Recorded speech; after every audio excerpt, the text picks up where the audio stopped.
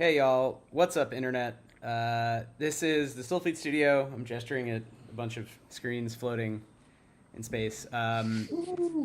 We make games, and we really make tabletop role playing games. I think we've made a card game and have a board game, so that's kind of worked out. I know, Chris, you have ideas for other kinds of games, so who knows what we'll make? But we mostly Who make indie knows? tabletop RPGs. Yeah.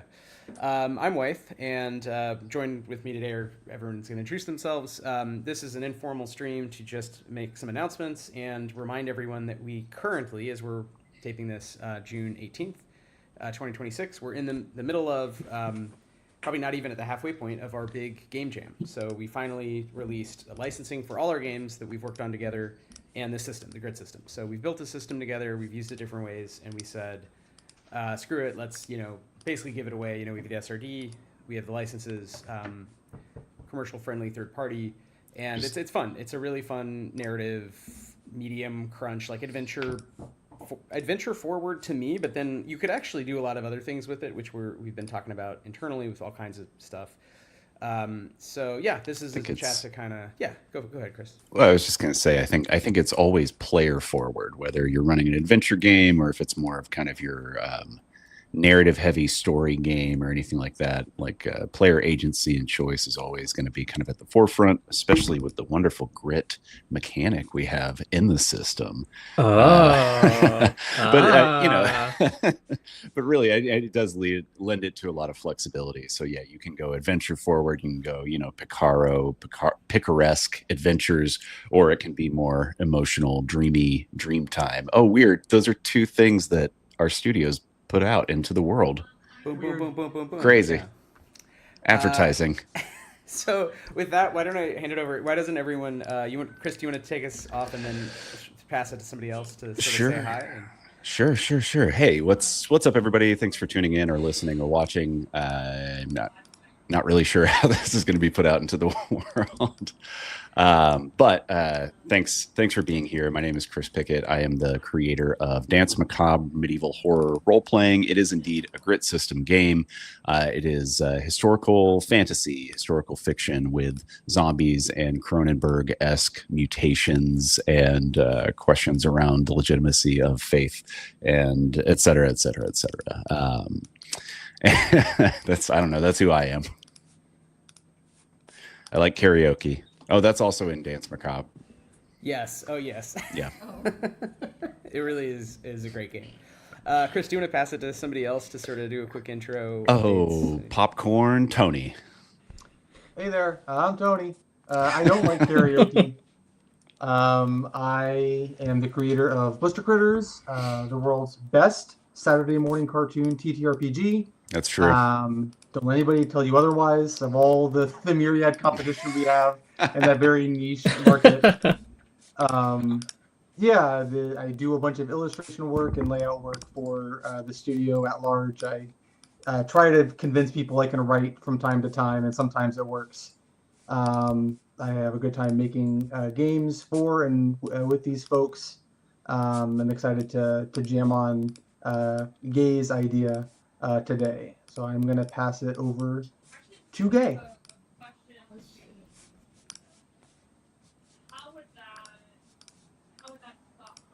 Oh, Gay is silent. Gay is muted. Gay, I think you should just oh, sorry. Yeah, go ahead. Can you unmute? Yeah.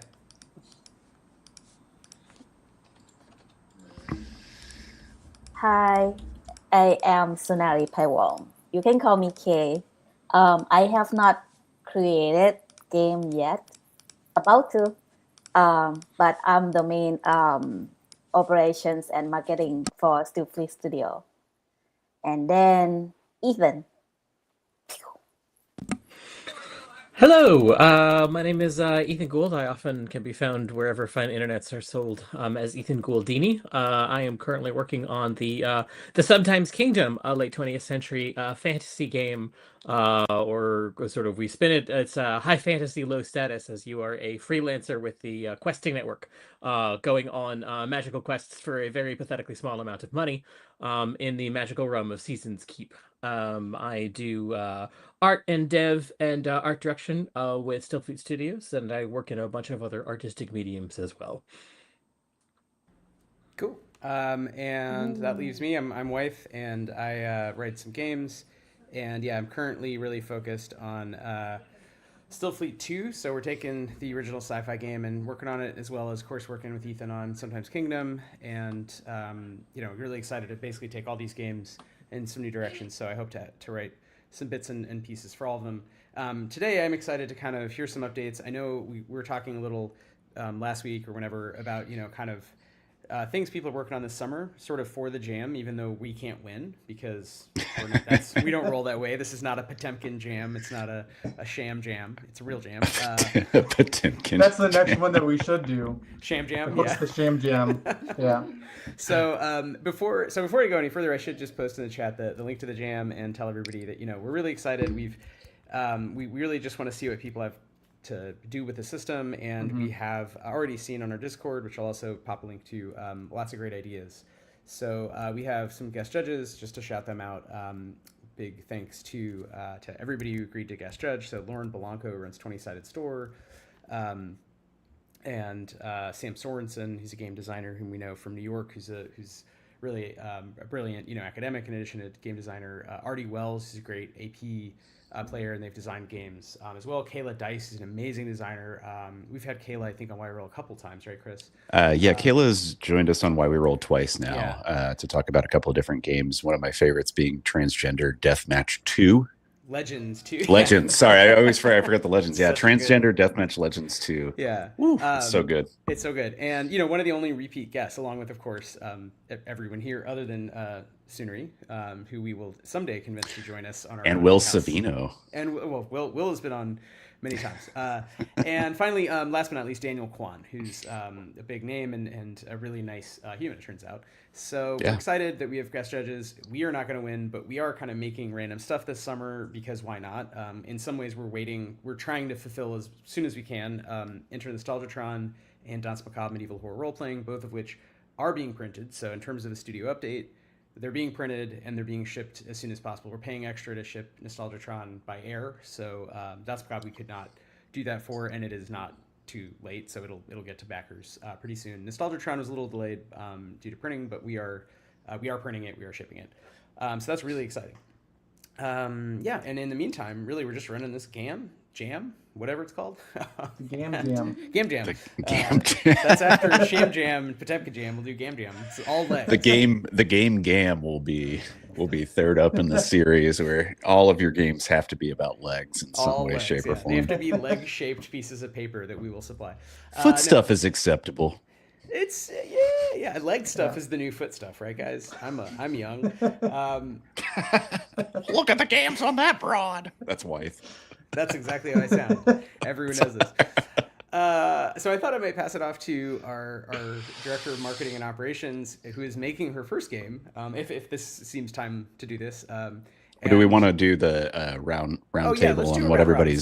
everybody's working on? We'll come back to that. So before we pass it off to our director of marketing operations, who is designing her very first indie RPG, I'm so shy. we will. Well, that's why we're here, baby. We're the bridge to hold you up. We're the buttress right. to your cathedral. You're gonna have so many windows in your cathedral walls because we're here holding you up. Gothic metaphors. Yeah, baby. Before we do that, Hate myself.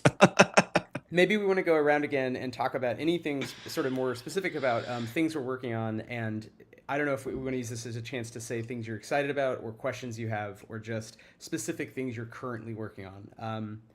I'm happy to go first unless someone wants to sort of jump in. I know I called on Chris last time. Why don't you kick us off? Sure.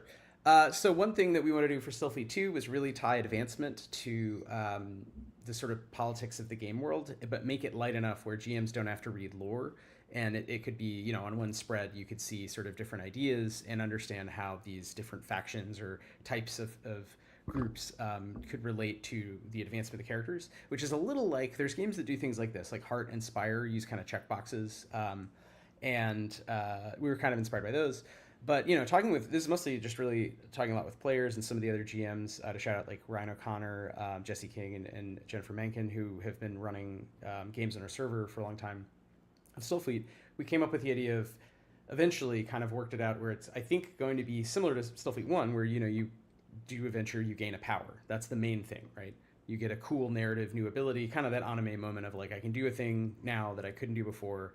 In real life, doesn't exactly work that way, but whatever. It's a mythic, story.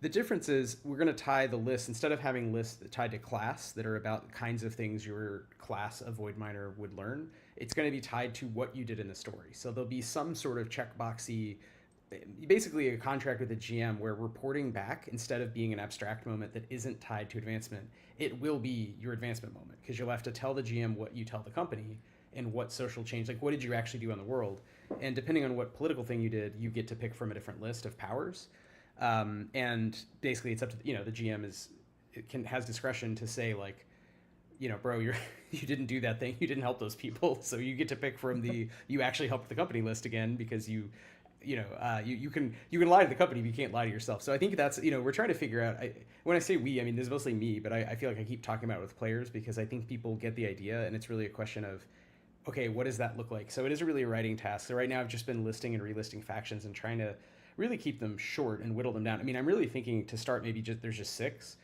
Funny enough, Chris McDowell is also working on a sci-fi game, and just posted a thing about factions. And as usual, I mean, he had some good points. He's a pretty smart game designer.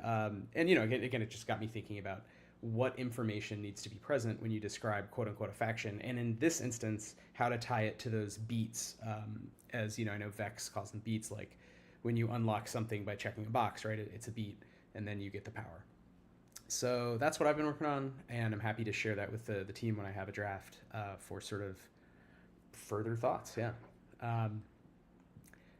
Anyone want to jump in with either thoughts on narrative advancement or the thing you're doing?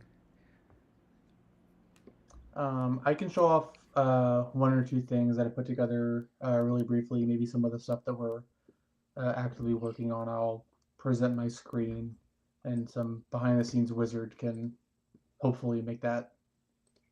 I'll do my best. We got magic. It's pretty much what we're here for. Everyone. Oh, Tony, no. There we go. I fixed it. I hope it's fixed.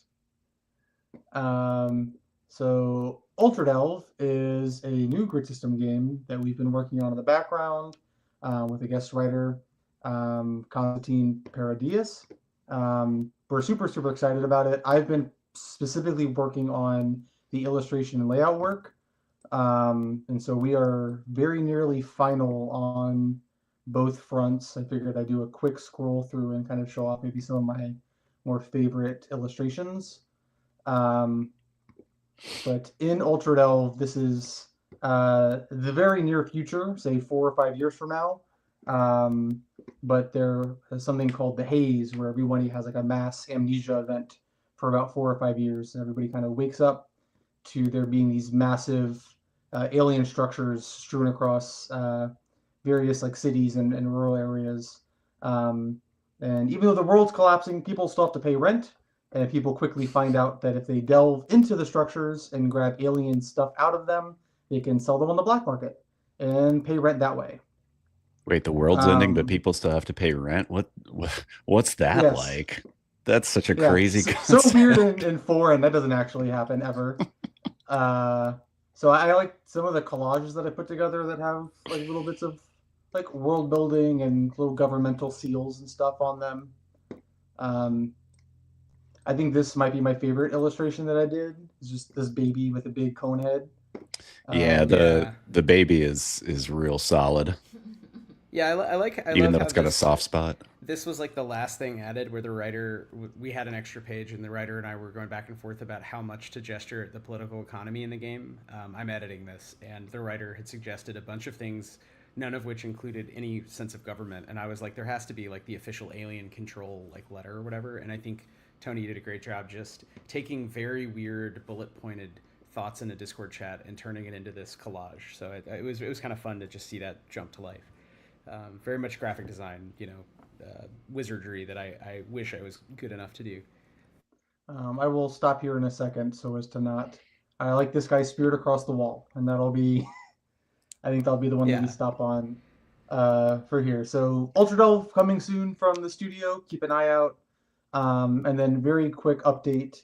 One of my entries for the jam is "You Are a Chair," which is actually a joke that Sunaree brought up during an internal call about wanting to make a game where you play as a chair. And I think the following weekend, I just carved out some time and I made a game where you play as a chair trying to find the perfect sitter. But it kind of has this fake deep message where sometimes you just have to accept that you can't choose your sitter and you just get stuck with whoever happens to sit on you. I found out when I posted it in the Discord that it's essentially just a fishing game, and that wasn't my intent. But I effectively made a differently flavored fishing mini game. So that'll be submitted at some fishing point. For butts. Yeah, fishing Just for the about to perfect say, butt. you never know when the right butt is just around the corner. Tony, is this a solo game? Is this for a party? Like, how can you? So it's a solo game. It's Okay, it's sick. more like a journaling game. I played it with my girlfriend, and each like round took like maybe 15 minutes, and it's just very goofy. You have the sitter sit on you, and then there's these list of tidbits that you can learn about them. So you can learn that they're an office manager who is kind of balancing you at an angle, and this month they're dealing with online cancellation. How does that make you feel? Do you want them to still sit on you?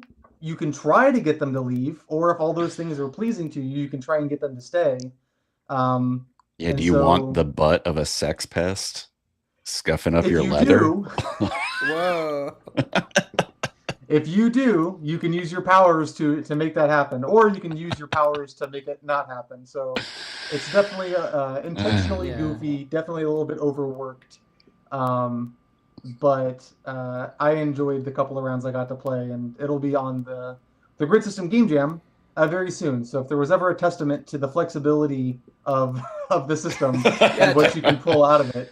Yeah, you too can write the next 1,000-year-old vampire killer. Yeah.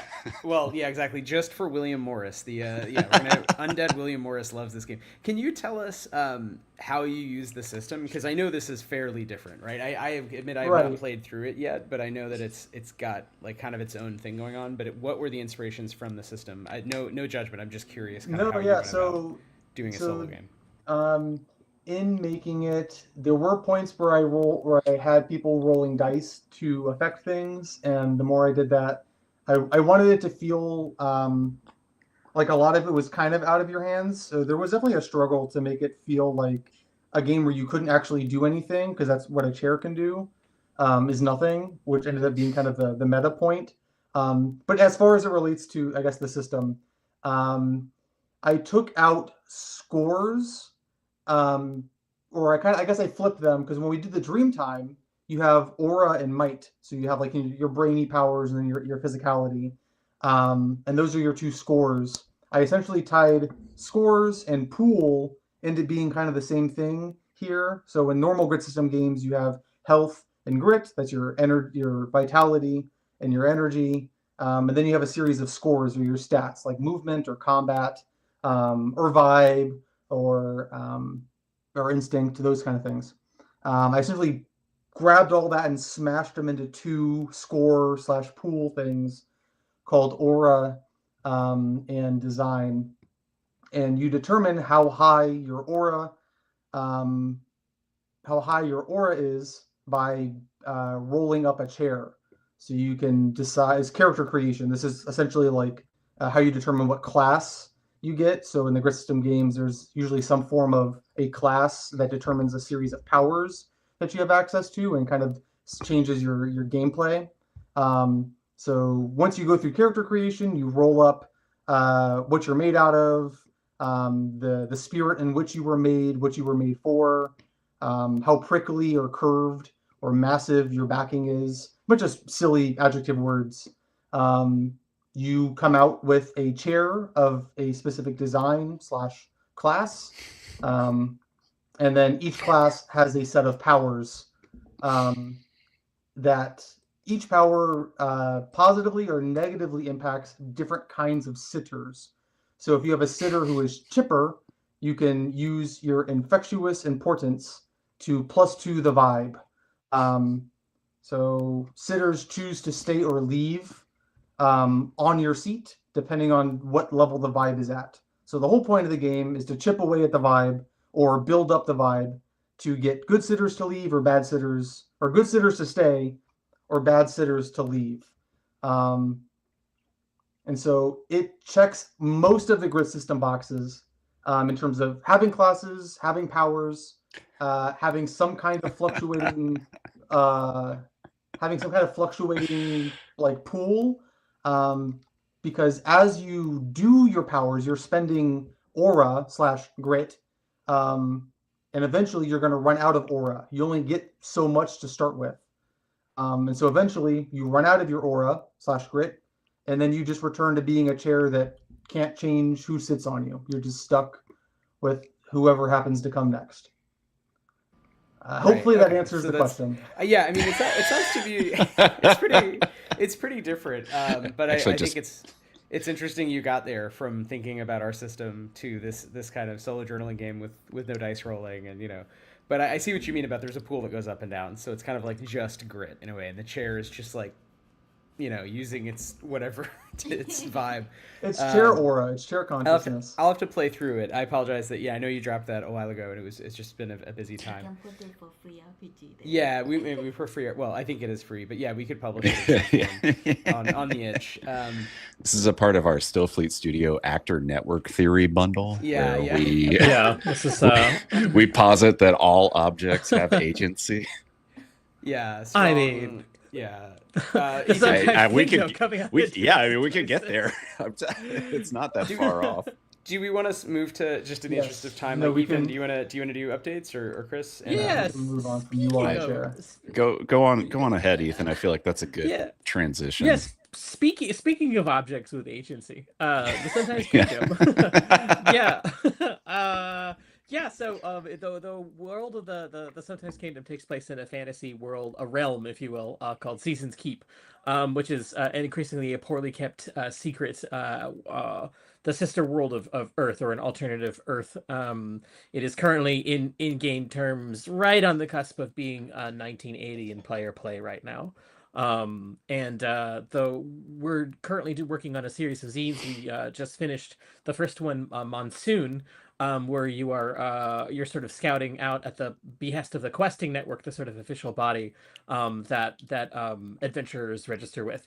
And Monsoon takes you to the island of No Seasons, where you're scouting out a mysterious object, SKZ, a magical artifact which can help you. There is a political fracas brewing on the islands between the King of Summer and a new political upstart, the King of Things, who has rallied all talking magical objects to his side. And so political lines in the sand are being drawn, and the spirit and agency of objects is very much on par with the game itself. However, in this one, it's less about whether a chair is trying to attract your butt or not, or whether it's if you can convince a chair to help you commit regicide. So that's a bit more of a different take on the lives of objects. With Season's Keep and the world of the Sometimes Kingdom, a lot of it's very much playing with the idea of uncanniness, and what it is like when you cannot suspect if something is alive or not. In the current zine series, the first antagonist up is going to be a living hurricane, and so you start asking the question: Is weather a thing? Like, conceptually, what is a thing? How does magic work on operating things? And these questions come up a little bit. The zine that I'm currently working on it for is the next one in the series, which is going to be about the island of Springside, where it's always spring. And it also happens to be the place. What? I know, it's really out of pocket. It also happens to be the island where things come to life most easily. So you are navigating, politically what people will, in a little mini adventure at the end of it, how people are dealing with a living hurricane and whether that's something that even bothers them. They're used to stormy weather, living in spring forever. So currently right now, it's sort of been a really great process of taking some of the lore that already exists about the world and sort of now mechanicalizing it I'm sort of on a really great jag right now of sort of thinking about lore as mechanics and sort of having lore only come up as mechanics, or when lore comes up, immediately diving into what the stats associated with that lore are, sort of in the interest of space, but it is also starting to just sort of like, because I think we all will get off on lore tangents. It's a great why else design a game other than lore? It's easy to do. It's easy to do. Fun, Yeah. it's great, and Yeah. I mostly I kind of want to start pushing it like where sure there are some hard and fast things that just sort of are embedded in the world, but it's a lot of it is sort of like slinging it back to the players and like given what these stats mean and what the effects are, a lot of it is because it's a magical ecological world, so it's sometimes it's very turnkey in the sort of like the effects that you'll get if you're not wearing a certain thing, or socially if you practice a certain kind of magic that's very tied to the seasons, so the people that you meet or the things that you can do are sort of the magic system is crazy. You can do anything that you want with it, basically, elegantly put together at different like steps of magic. But that said, there are going to be different reactions to what you do and how you dress and how you talk, depending on where you are. And I really wanted that sort of reflected in the game. So that's what I'm working on with Spring right now. I'm also working on a completely ridiculous game for the game jam itself, called Spaghetti Warehouse. It is about it is a gothic horror investigation where you're penetrating a abandoned fast casual family restaurant, within which a terrible food monster is starting to warp reality. I think So some good. of our younger viewers or listeners or whatever may not remember Spaghetti Warehouse and the beautiful, horrible truth that is the Spaghetti Warehouse. All is Spaghetti Warehouse. I feel like I'm just carbonating myself making this one, but I can't. Dude, that's the original Backrooms, is the Spaghetti Warehouse. It is. Thank you. It is the most well lit Backrooms. It's like a Backrooms, but there's still people in it. That's the worst part. It's so great. So you've been to the Cheesecake Factory. Well, guess what? Hey, that's nothing but a pale imitation. Yeah, they stole the whole idea of the Spaghetti Warehouse. Ethan, we'd be remiss not to point out that in addition to the second zine, so the first zine has all the rules, and the successive zines will be specific locations with adventures, but each will add new rules. So at least a new class, a new species, that kind of thing. Some monsters, new spell words. Spell words are great. I think it's also important to announce we have our actual play planned. So our big launch actual play for Sometimes Kingdom, with the actual print products, now that they're shipping out to stores, you can get them, is July 12th and July 19th at 7 to 9 p.m. Eastern, so at night. So if you're doing stuff during the day, whatever, come home, watch some silly fun AP, and we have some really great guests. So we have Rachel Cordell, whom we played Danse Macabre with, who's really fun. She's great. Nahara Nichelle, who's been like on Law and Order, like a real actor, and Apollo Peirce, who's a really fun Irish voice actor and TTRPG performer, who's young and really funny. And we're just excited to have basically people play the game who seem really into cool, weird fantasy, and I think we'll make amazing characters. So very excited for our 2-part series. Ethan, you'll be jamming that, and excited to find out what madness in a world where everything is kind of alive and kind of magical to whatever level we get into. Get ready for excitement around the legal code as it pertains to ambulatory magical objects. Oh no, the legal code gained sentience. Oh no. And Not sapience. far off of the mark. Spoilers, God. We shouldn't have put the legal code on the blockchain. Yeah. With that, Chris, do you want to update us before we turn it over to I would Counts? love to. Hey, speaking of blockchain, speaking of technology and arcane magics, which should never be touched by mortal hands. I'm working on a few things for the Game Jam. One is a new pilgrimage for Danse Macabre, which is called Holy Fools. I'm not going to say anything more about it because it's still in early days on that one, but I'm excited for it. I'm going to be introducing some new mechanics into the game, actually inspired by some of the conversations we've been having around social advancement, around narrative social advancement. So I'm going to be playing around a bit with that, a bit with some more, like trying to get a little bit more in depth with factions as well. So inspired by Ethan, inspired by Wythe, inspired by everybody else. And God dang, I hate living in Texas. There's ants everywhere. This just in, ants everywhere. Everywhere. Christ. Anyway. Yeah, so fun stuff coming up for Danse Macabre. So if you've played the game, new official pilgrimage that'll be dropping as a part of the game jam. And if you haven't played the game, it'll be a great chance to jump in and experience some really weird stuff because I've been watching too many horror movies and I have ideas. And Chris, you're running games of Danse Macabre on our Discord. I am. Right? So yes. People can jump in and check it out with the creator. Yeah, it's true. It's true. And if you're in the Dallas-Fort Worth area, actually this is just official as of today. If you're in the Dallas-Fort Worth area, specifically the mid-cities of the Dallas-Fort Worth area, because hell has many circles to it, stop by Common Lands in Flower Mound, Texas, where on Wednesday, July 2nd, I'll be running Danse Macabre in person. We're going to be doing some one-shots at Common Lands. So if you're in North Texas, you want to play the game, come through. You can look them up on DuckDuckGo or whatever search engine you like. That's not the big G. What else am I doing? What else is going on? Okay, yeah, speaking of tech, speaking of all that kind of stuff. So the big game that I'm working on for the game jam is something that I've had in the back of my mind for a long time. It is called THRALL.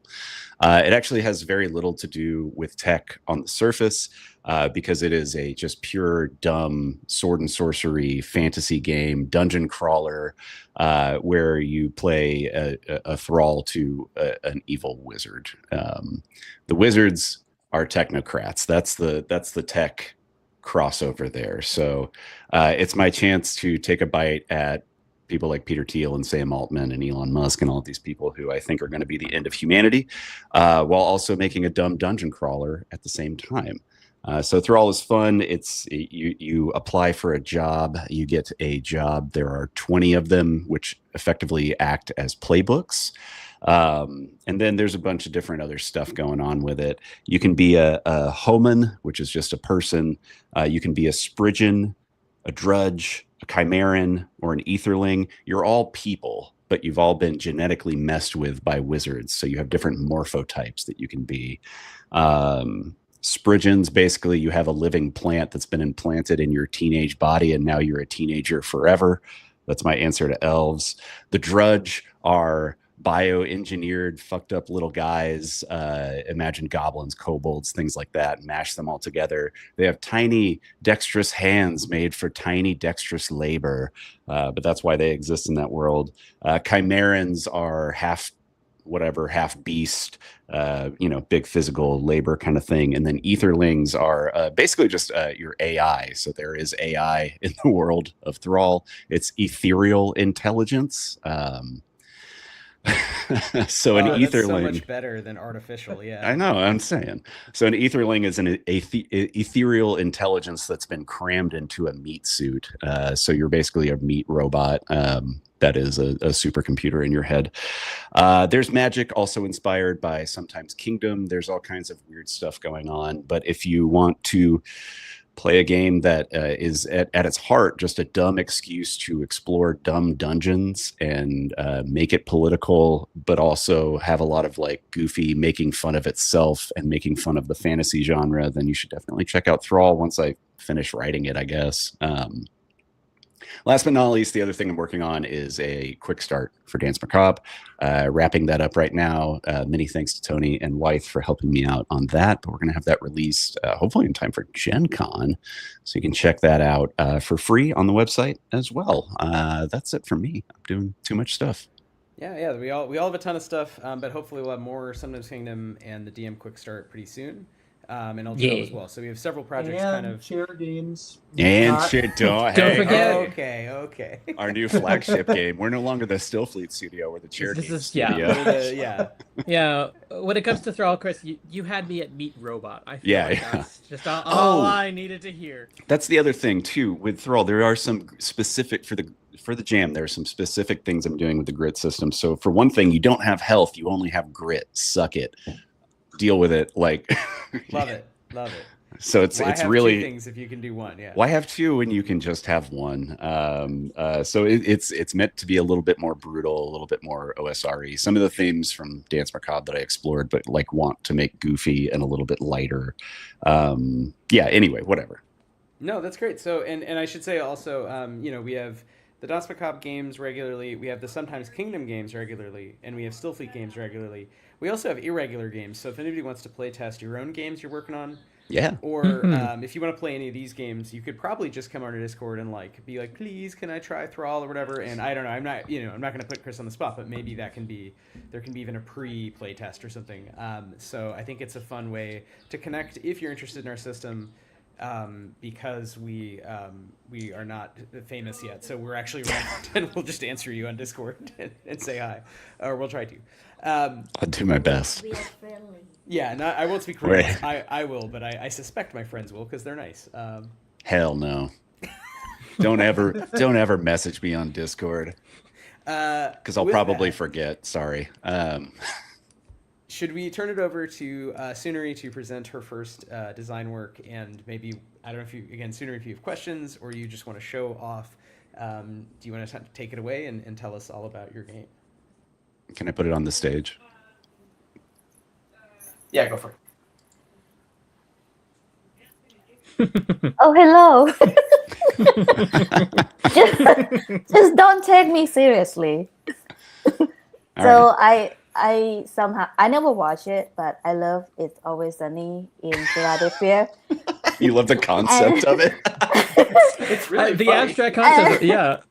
And so basically we moved to Philly, right? So, and basically I just want to make a game about my neighborhood, basically, like Paiwong, but now it's gonna be always mysterious in Zoomieyunk. That's just what I call for. So there's a four little guys. I'm a sucker for cats, so that's pretty much it. So I didn't know that about you. oh Yeah. Only magical cats can help. So yeah, I don't know how to ask because I'm like, Well, can you on the education level, I'm like at nursery right now about game design. So Well, can you give us maybe let's start out because I haven't even heard this. Like, what's the pitch for the game? Like, what's the jam, if you will?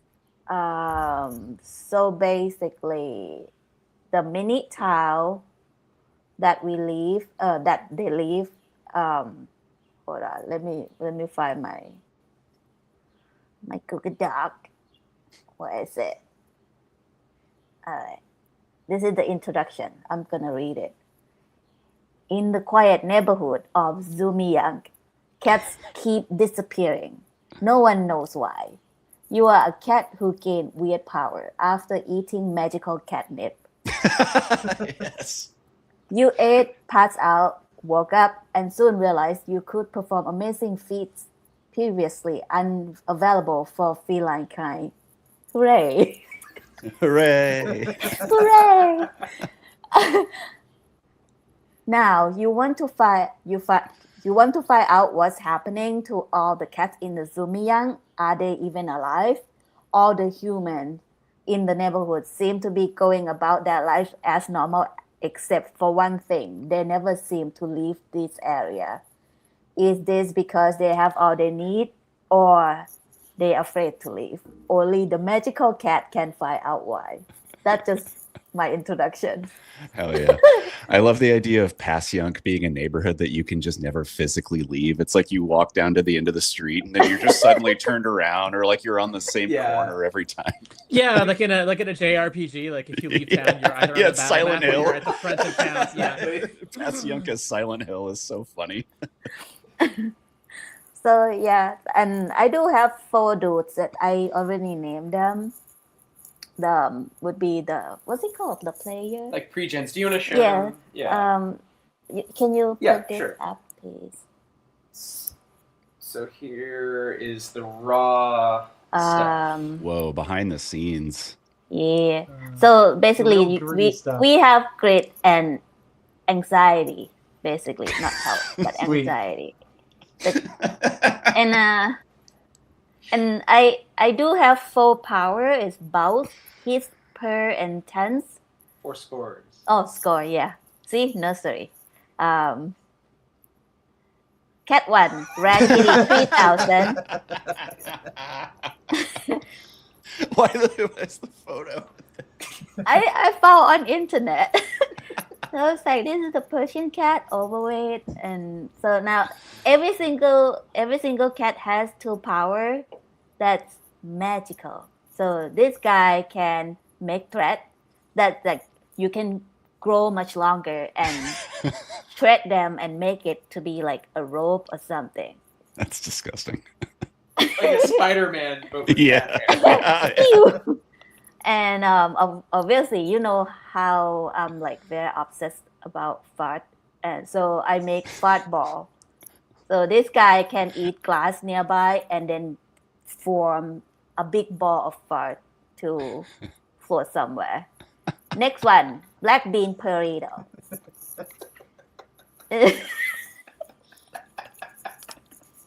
Slide. This is the best content we've ever made. We're going viral, guys.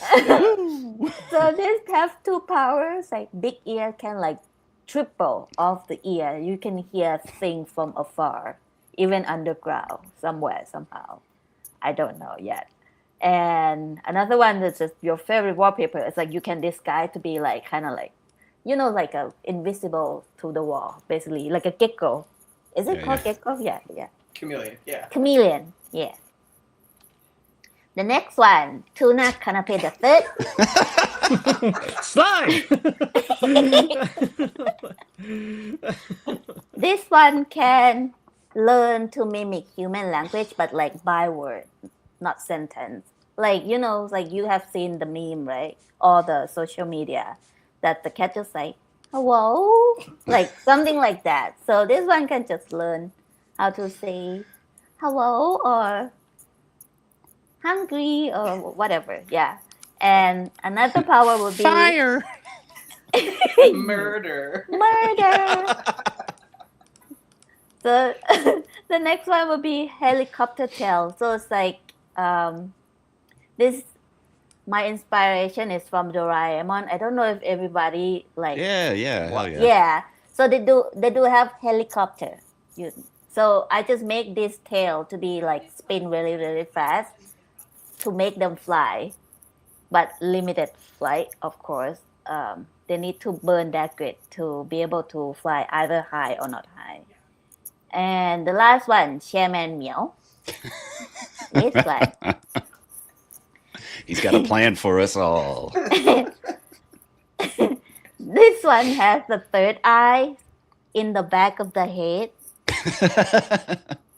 So it's like you like that eye can look through the wall or the ceiling or something. And another one is trampoline leg. So it's like you can bounce. This cat can bounce like very high, like up to 20 feet or even more, however long. Yeah. So that's pretty much it. And the idea, I just like fridge blades, make dough, something like that. This one I will cut later.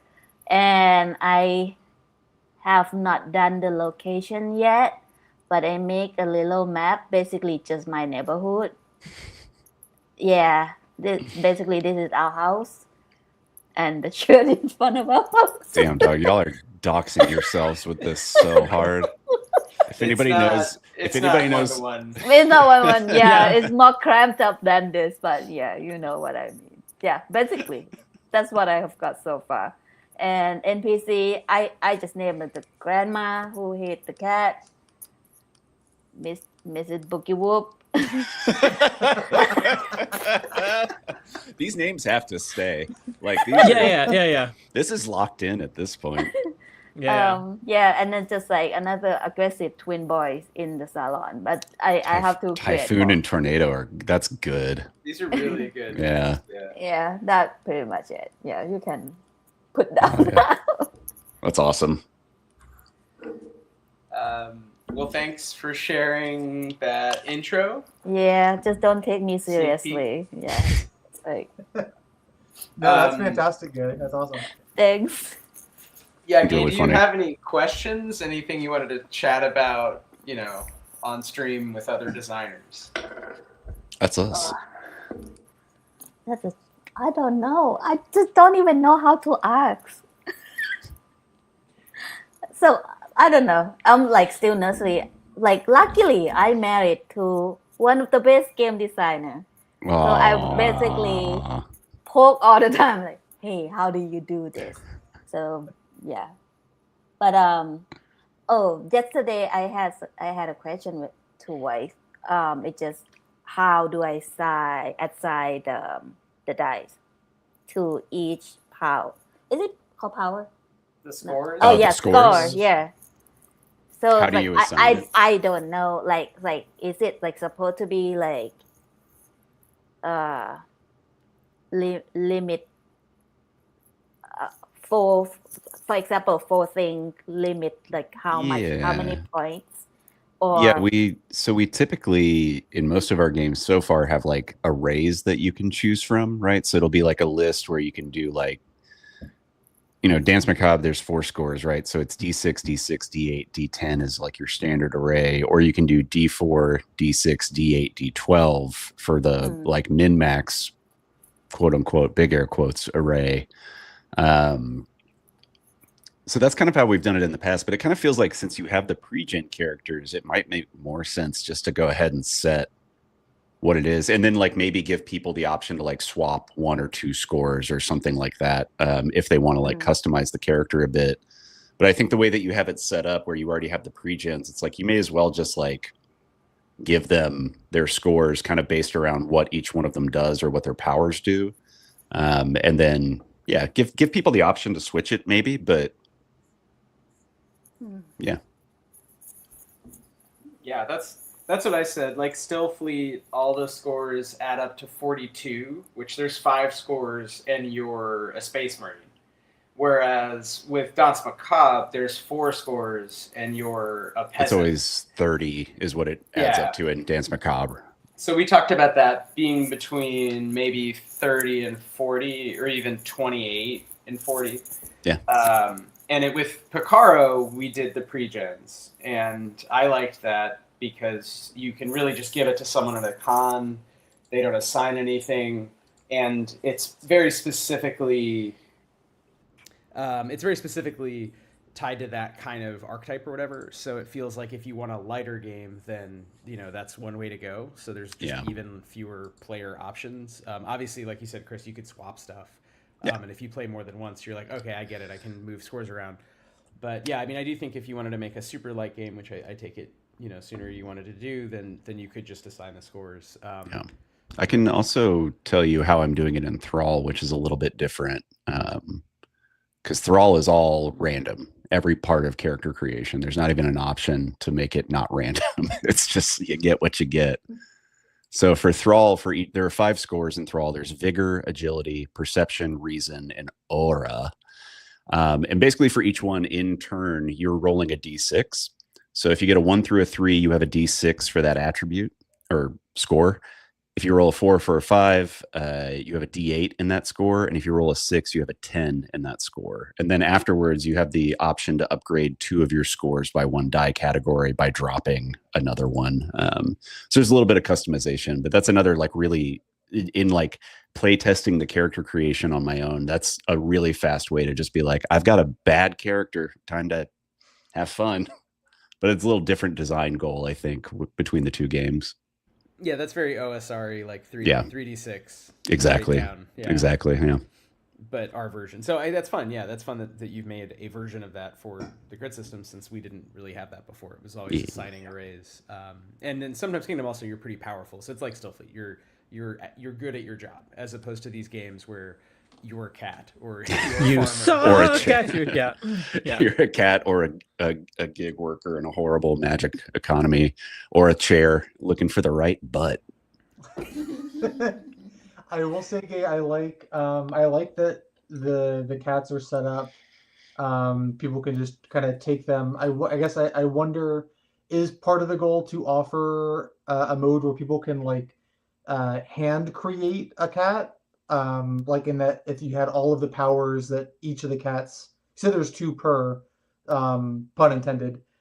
So was there like a long list of powers you could choose from and pick 2 from them, and then come out with your own version of a cat, or that It could even just be the ones that you already have written, because you have that list of Right. extra ones that you didn't finish out. But yeah, to Tony's point, if you just wanted to grab all the powers from the extant cats and then be like, make your own, figure it out. Yeah, it should be Yeah. fine to like mix and match Yeah. for your own. Yeah. And I feel That's like that would be something that like a page.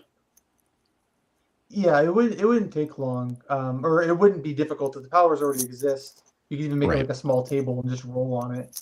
Yeah. At that point too, it's something that I put together for future Blister Critter stuff for like playing as like dogs and cats, is giving each like breed its own specific power that seems relevant to that like breed of dog, and then have like a long list of basic dog powers. So like when you play as this breed, you get this thing, and then there's like 20 other more generic dog powers that you can grab one from. That might be a fun way to imagine building, however in depth you want a character creation to be. Because I also think there's something to be said for having it be kind of, these are the 4 cats. The game is small. This is Yeah, what's I mean- here. It definitely presents different vibes at Yeah. the table, depending Yeah. on how much grit or time can be spent in character creation. Yeah. I do like the idea of it being like, if you're trying to go for a specific breed, then that's when a table of specific things, because I mean, based on the cat ownership that I've had, it's like, oh, you have a tuxedo cat, then you of course get your magical throwing up powers like that. That's every cat I've ever had. Like that's Just, I don't know, tuxedo cats for whatever reason have just been always the big horkers in my life. Oh man, for me it's always dumb orange boys. They puke so much, man. God, it's crazy. I agree with Tony though. I like the 4 cats as they are. I think if you wanted to explore having the option for people to like extend play, like just a quick like paragraph to be like, here's what you do to make this happen. You can make your own cat this way. Yeah, and I will say these are all, if we're talking about the game jam and it's a free thing, then also you could always Right. make a short version now. That's really, initially Gay wanted to do a 2-page, like a 1-page game, right? Front, back. So 1 sheet, 2 pages. And this grew to the point where maybe it'll be a little longer, but it's still pretty short. But there's no reason you couldn't later add more. So you could have pre-gens to start, and then later there's a character creation process, which again could be pretty simple. But to the point about breeds, like that could be through a table or just more pre-gens, right? You could just keep adding, because I know these were all based on different breeds of cat, so there's no reason you couldn't add 4 more. I mean, I forget how many there are, but there's at least 20 breeds of cats that some of which There's got to be at least 20 breeds of cat out there. I mean, if it has a good feedback, I'll hire Wythe Marschall. Do you guys know this person? To write more. Sure, yeah, we can do a collab. Let me also just share real quick I've never heard of that guy. Yeah, screw that guy. Let me share one thing I was working on for the Game Jam, which is a zine generator zine that I didn't finish all the ideas I had. I just did some pages that would actually be printable and then send it to you guys. But the last page of it was the back cover currently is the quick score generator. So I actually did this where all these arrays, 1 through 10, are all the same total number of points, just distributed across the dice differently, and then assigned them. So this was really more for me like NPCs. You know what I mean? But if you wanted like a grunt versus an officer, a brigand, a con artist, a smart person, the witch, a cleric, the noble, like what kinds of scores would they have? And this is meant to represent like generic science fantasy game, but you could do this for like any game, right? You could have half a page table that just has a bunch of options. So I definitely think you could take a look at the other games and how we've used sort of scores to say someone like, the cleric is bad at combat and will always fail if not helped, but very good at will, right? So that's a pretty typical like fantasy game convention. And I've just been real into this meta thing of like, what are the things, like Tony, you and I were talking about OSR name titles, and I made this based on one by Sean Richer called Wandering Gargoyle Dungeon Forest, which is an actual zine you can buy. And I thought that was such a lovely name. That's what led to all this, was like, well, let me just like make a table of like all of the things I could think of that would make a name this good, maybe. So again, I think there's a lot of fun with the game jam, with just giving yourself like a simple constraint and gated these questions about like how to assign scores. I mean, I think a lot of it can just be borrowed from what we've already done. So if someone is new to the system, again, there's like free quick starts for everything, and this will be published free as well soon. And so there's tons of these resources that you could sort of take a look at if you're interested. Wait, can you go back to that place generator page? Yeah, sure. Let's see, what did I have? Title, outline. I actually don't have locations yet. Oh, what was that? It might Yeah, just be the- yeah. Oh, that's the These are zine titles, title yeah. generator. Okay, so I rolled up Rageful Archmage Woodland Spike Pit, which I would That sounds play. great. Yeah. That sounds like something you would buy, Chris. It sounds like something I would buy in a fucking heartbeat. So we can make that if you want. I mean, again, this is meant to be really silly, but also like I think these names are kind of great. Like the Curious Worm Things Orbital Saloon. Like, yeah. Any of these could be like the names of Thrall adventures in my mind. Oh, hell yeah. Well, we can again do a team up now that we have the whole team cooking. So The Sleeping Nightmare Airship Canyon. yeah, I hate that place. Oh, it's scary. I hate that place. Yeah, so I try scary. to think of, it's so scary. Let's see, zine. Oh, great. Some fast items for you. Yeah, and then and this is all stock art. I use stock art on purpose because I found that there is stock art, and then I was like, this will be fun. It's in the spirit of zines, I think. It's in the spirit of not having it be quote unquote good in the way that we, not to diminish any of these artists, but the way that we normally try to do art. So Sure, again, sure. when we publish stuff with print, we will hire ourselves, right? Okay. I'm gonna stop sharing that screen. Anything else? We're about out of time. Hey Vex, and apologies Vex for no more notifications. We just are bad at marketing our own stream, but this will be available on YouTube, of course. Not getting notifications kind of dancing. Dragging us in our own chat. Yeah. No, we should have Vex on too to talk game design again. Yeah, and thanks Sunaree. Thanks everyone. Thanks Sunaree for sharing your first game, Sneak Peek. We literally Very have exciting. a cat curled around our computers, pushing them slowly in his sleep, and it's very appropriate. It's very eldritch. Is he magical? No, he's just a dick. He's magical in his own way. He's magical in his own way, yeah. Yeah, he's got his own thing going on. Oh, okay. Vex clarifies it's something to do with Twitch, but Oh, it's not our fault. Whew. Damn. Any last fun thoughts again as reminders? If you're watching this and the Game Jam's still live, it goes through August 25th. It is judged. There's prizes. There's no fee to compete. Just upload stuff that relates to our systems, our games, and you can win some stuff, or at least have fun. And we're giving away a lot of games. We're not competing. We're just uploading stuff because making games is fun. That's kind of the whole point. We do have games of the Sometimes Kingdom, Stillfleet, and Danse Macabre currently running on the server. And if you want to play something else, just let us know. We have the Sometimes Kingdom AP starting July 12th at 7 p.m. Eastern. And yeah, we're working on. We have new games coming out. Maybe not all the time, but with some regularity for Lots of the time. Yeah, lots of the time. Pretty often. Lots of the time. That's a thing, right? Many of the times. Many of the time. Yeah, it's a countable thing. Time. Oh no, time gained sapience. Spoilers, God. I'll throw in there that the Discord has been pretty active with the start of the jam, so folks are in there yapping about games that they're making and sharing off like previews and asking questions, and folks like Vex and other community members are quick to respond and give feedback, and it's been a really cool experience having folks that generate new ideas, adapt old ideas. The system is really flexible in that way. You can make chair games, you can make cat games. There's all kinds of cool stuff happening, and like Wythe said a couple of times, if you want to play test your crit system idea, we are actively trying to just to do get it. that Throw it going. together. Yeah. Yeah. So I've played in a couple that I've really enjoyed, and so I want to help play test and help people build other ones. So please jump into the Discord. There should be a link that gets thrown into some chat, someplace, somewhere. I'm sure if you search Stillfleet Discord, you'll get some link from some weirdo somewhere who will link it up. It is on our website, stillfleet.com. And then also, if you look at the Discord, Facebook, or YouTube chat, you'll see it here. If you're one of those perverts that watches us on Facebook, don't know what you're doing. Hi, friends. Hi, thanks for watching.